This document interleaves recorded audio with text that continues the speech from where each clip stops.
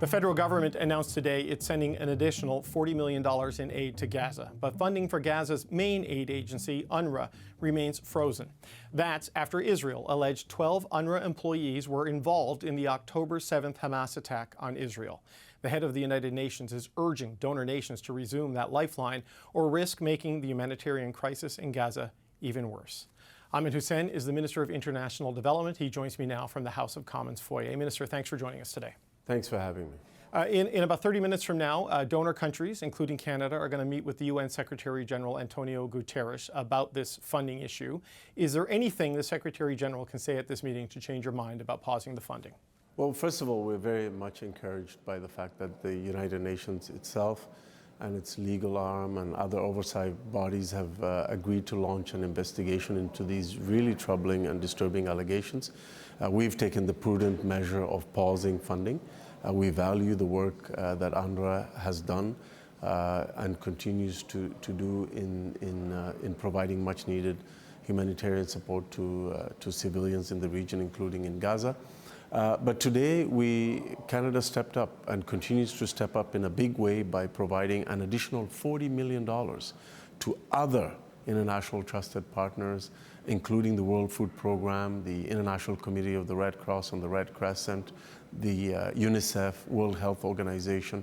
This $40 million is in addition to the $60 million that has already been dispersed. So we are centered on making sure that those who need help get the help that they need as quickly as possible. So just to go back to the original question, though, it sounds like there's nothing the Secretary General can say today that would reverse this pause. It's really incumbent on the outcome of this investigation. What would you need to see in this investigation for Canada to resume giving funding to UNRWA? Well, as I said, we're very much disturbed by these allegations. We've expressed those concerns. I have personally to the head of UNRWA, Philippe Lazzarini. The UN itself has taken the extraordinary step of firing the employees as well as launching an investigation. We await the results of that investigation to make sure that we are satisfied with the results as well as any recommendations that come from that investigation and any changes, potential changes to how UNRWA functions. But the fact of the matter is we're still centered on making sure that we deliver much needed humanitarian supplies to the people of Gaza, and the $40 million that we announced today will do exactly that. We have other partners, including Canadian partners, international partners, who are on the ground in addition to UNRWA, and they have and continue to deliver much needed food, medicine, and other supplies. And this $40 additional million that we announced today will go a long way in making sure that those supplies continue to reach the most vulnerable people, including in Gaza. Okay, I do want to talk more about the aid Sure. in just a second, but just on UNRWA. So this investigation is happening. These allegations by Israel, they have not been denied, as Israel has criticized UNRWA many times in the past, but there's a level of response here and seemingly a level of credibility to these allegations that are different than some of the allegations we have seen in the past, certainly not all of them. So if these allegations are proven, what is it you need to see from UNRWA for Canada to resume its relationship with this organization? Is it systemic reform? Is it better vetting and screening of the people they would employ? Because they have many employees inside Gaza. Or does the possibility that these dozen or so could permanently end Canada's relationship with this organization? Well, I don't want to, David, I don't want to prejudge the results of this investigation. I also don't want to prejudge our reaction, our future reaction to the results of this investigation. We trust that the United Nations will conduct a thorough, very fruitful investigation, and we await those results. As many of our partner countries are doing the exact same thing. They've taken the prudent action of pausing all funding to UNRWA until we're satisfied that the investigation is completed and that we see a credible process emerge from that. We have collectively, both us, the United States, the United Kingdom, and many of our partners have over the years funded UNRWA because we understand the importance of UNRWA on the ground, its presence, its reach, and its history in providing much needed support to Palestinians. However, these allegations are extremely troubling and we're very concerned with them. And that's why we've taken the position that we will have a pause on all funding to ensure that we give the time necessary for the investigation to be completed. However, we're also at the same time simultaneously not ending our support to Palestinians. We are stepping up in a big way, recognizing that Palestinians need more humanitarian support today than ever before by providing $40 additional million to organizations like the World Food Program. $16 million to the World Food Program, millions more to UNICEF, World Health Organization, and the ICRC. That's what we're doing while we wait for the results of this investigation. But Minister, as you know, it's the presence and reach of UNRWA which has made it valuable for the delivery of aid to the people inside Gaza. There's a coalition of about 20 aid organizations to say UNRWA is the organization best equipped to get the $40 million worth of help that you've announced today to the people. I recognize the reach, the history, and the extent of presence. These other organizations can't get in, right? I mean, no, actually, that is not the case. I have met with the head of the World Food Program on more than one occasion. She has informed me of thousands of trucks from World Food Program that have gotten in. So has support from the World Health Organization and the ICRC and others. But having said that, we do value the work of UNRWA, but we have to take the prudent action of pausing funding until we find we receive the results of this investigation. But make no mistake, our efforts are centered around ensuring that we're meeting the needs of civilians who have been impacted by this conflict, and that includes Palestinian civilians in Gaza. And our support today, additional $40 million, will do exactly that. And this also includes Canadian partners, by the way. You've been criticized by the New Democrats for this decision. Pierre Poilievre, the Conservative leader, has called UNRWA a terrorist organization. Do you share the Conservatives' concerns about the implications of these allegations in terms of what may be happening inside Gaza with UNRWA workers? When Pierre Poilievre calls UNRWA a UN body, when he calls UNRWA a UN body, a terrorist organization, it's irresponsible and it's reckless. And it again shows a lack of understanding and leadership on this issue. What is important is to take the steps that we've taken, which is to pause funding pending the results of this investigation. We believe in the United Nations. They don't. He has a prominent member of his caucus who has asked Canada to withdraw from the United Nations, sponsored a petition to that effect. Canada is a founding member of the United Nations, and we believe that the United Nations has taken the right step in investigating these disturbing allegations, but we're continuing support for Palestinian innocent civilians in Gaza by providing an additional $40 million. This brings us to $100 million, making us one of the top countries, one of the top donor countries in terms of responding to the needs of civilians caught in this conflict in Gaza. The National Council of Canadian Muslims is disappointed in this decision. They say they're no longer going to meet with the Prime Minister. They feel as if your government is not responding to the concerns of the community and have not handled the response to the needs of the people of Gaza appropriately. What's your response to that? I met with representatives from NCCM yesterday, and I heard their frustrations and their concerns. But we've also met, I joined the Prime Minister yesterday together with Minister Virani in Gatineau, meeting with leaders in the Muslim communities. We've always sought out more engagement with various communities who are expressing concerns and ideas and comments and questions about this conflict.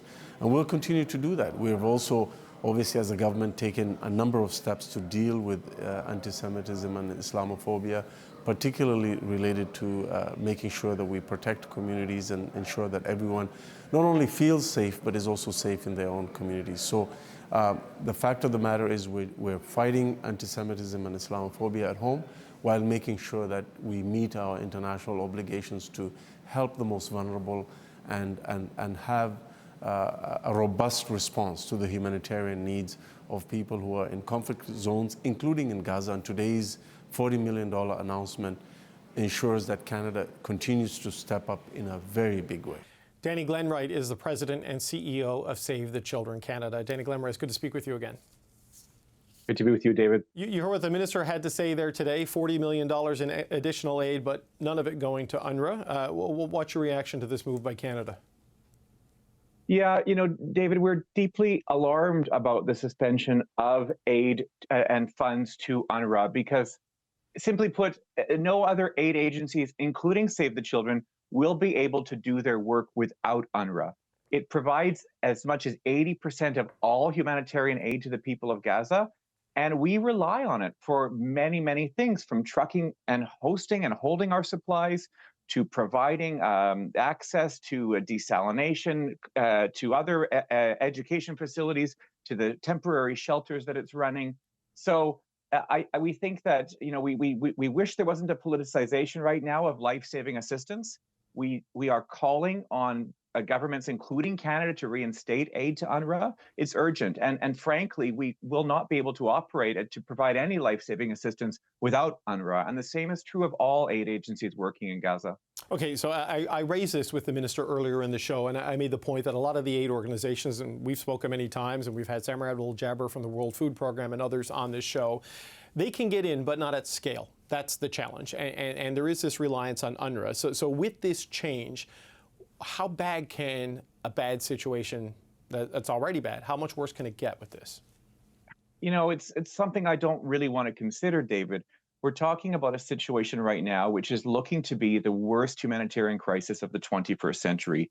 The IPC, which is the technical agency that uses evidence-based data to classify food insecurity, says that 90% of the people of Gaza are facing acute food insecurity, and we know that as many as 500,000 are now starving. And the IPC says this is the highest number in any area or country since it started taking numbers. So it's perverse at a time like this, with a humanitarian crisis like this, for governments to be cutting their aid to the one agency that provides the lion's share of humanitarian and life-saving support to the people of Gaza, who have been suffering over the past 4 months in ways that I've recounted on your show many times, and that people have been watching. It's not the appropriate response. I should also say, we support and we're very welcoming of the immediate and swift investigation that the UN is doing into these 12 members of the UNRWA staff. And I think that we must support that, because the atrocities of the 7th of October were horrific. But the two can't, we can't be waiting for an investigation to end, because lives are hanging in the balance right now in Gaza. But how do we reconcile that? Because, there's been a lot of criticism by UNRWA from Israel over the years, and a lot of it's been disputed and rebuffed, but this was taken very seriously, given the substance and the nature of these allegations, practically immediately, as I understand it. How can countries justify giving money to an organization with these allegations hanging over it, right? Like, it becomes a huge challenge for their domestic population and just their own consideration. How would they reconcile this? As I say, this should be taken very seriously. We urge the UN to take this very seriously. And at the same time, this is a very small number of UNRWA staff. We're talking about 12 people out of more than 13,000 staff operating in Gaza. And so those 13,000 staff are keeping the entire population of Gaza alive. Right now, we have 2.1 million people in need of humanitarian assistance just to stay alive. And the UNRWA staff, as well as any other aid agencies, including Save the Children, who have been working in Gaza, have been working in impossible conditions. Over the last 4 months, UNRWA has lost more than 150 of its staff who've been killed in the fighting. So, what we're saying is an investigation is needed. It must be swift. It must be thorough. But we also need to continue to provide support to this agency that is keeping so many people alive. Both can happen at the same time. There have been persistent allegations, though, that UNRWA staff, it's far more widespread. Their connections with Hamas or Islamic Jihad or whatever the organization is within Gaza, that it goes beyond these 12 staff. And we've had the conservative leader, Pierre Poilievre, on Sunday refer to UNRWA as a terrorist organization. And there were Republicans in the United States pushing for a permanent end to all funding to UNRWA in the wake of these allegations. What's your reaction to the way the politics of this is playing out? Look, we're a humanitarian agency, and I'll tell you that we're not going to get involved in the politics. What we are continuing to call for is a definitive ceasefire. We are continuing to call for safe and unfettered access so that agencies, including UNRWA, including Save the Children, can provide humanitarian aid, because right now we can't do that safely. We're calling as well for a suspension of all arms sales to Israel and to any Palestinian armed groups. We're calling for the release of hostages, as well as all children held in Israeli military detention. And those are areas where Save the Children works, and those are areas in which we think are very urgent right now. I'll leave the politics to the politicians, but just to say we have the lives of 2.1 million people hanging in the balance. And I think it's unconscionable to shutter or stop aid to the one agency that is providing 80% of any humanitarian assistance that's getting into that population, who is suffering collective punishment right now. There is nowhere for them to go safely in Gaza. There's nowhere for people in Gaza to flee or leave. And until there's a ceasefire, we need to continue support to those agencies that are there and are providing assistance. I suspect that is the argument that the Secretary General, Antonio Guterres, is making to at least 10 of the donor countries that have suspended aid in a meeting that started in the past hour at the UN in New York. There is some cash reserves in UNRWA to allow them to continue operations for a period of time, but we don't really know exactly how long that will go. What's your sense? I mean, this investigation could take a while. How long before the capacity runs out if the freezes aren't lifted or if new sources of funding aren't found? The situation is dire right now. As I say, it is likely the worst humanitarian crisis we've seen in the 21st century.